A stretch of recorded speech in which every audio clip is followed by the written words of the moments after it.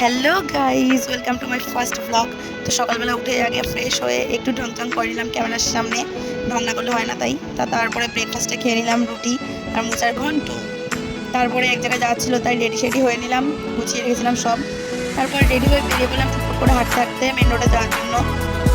মাঝখানে একটু নিজেকে দেখে ঢং না করলে হয় না, তাই নিজেকে দেখিয়ে নিলাম। তারপর দেখতে দেখতে টুকটুক করে আমি মেন রোডে পৌঁছে গেলাম।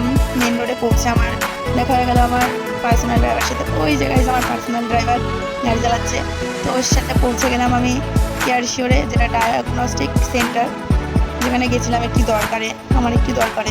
তো সেখানে দরকারটা হয়ে যাওয়ার পরে বেরিয়ে পড়েছি মাসির পার্লারে যাওয়ার জন্য, যেহেতু আজকে আমার নেল করতে যাওয়ার কথা ছিল। তো চলে এসেছি মাসির পার্লারে। মাসির পার্লারের নাম হচ্ছে Arpita's makeover and beauty salon. তোমাদের ইন্টারেস্টেড থাকলে এখানে আসতে পারো। তারপর একটু বসে বসে একা একা ঢং করে নিলাম আয়নার সামনে, ঢংটা মাস্ট ইম্পর্টেন্ট।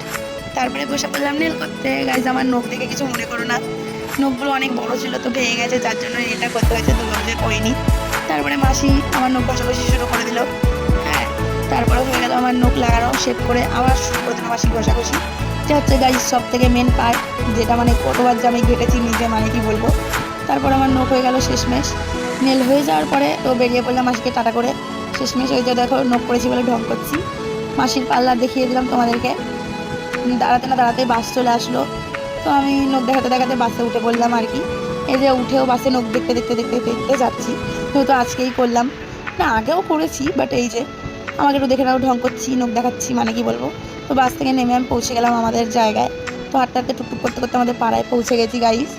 তারপরে পাড়া থেকে গলিতে গলিতে পৌঁছেই ব্লগটা যেহেতু বাড়িতে পৌঁছে গেছি, এইটুকু, টাটা গাইস। এইটা হচ্ছে আমার নেলের ফাইনাল লুক।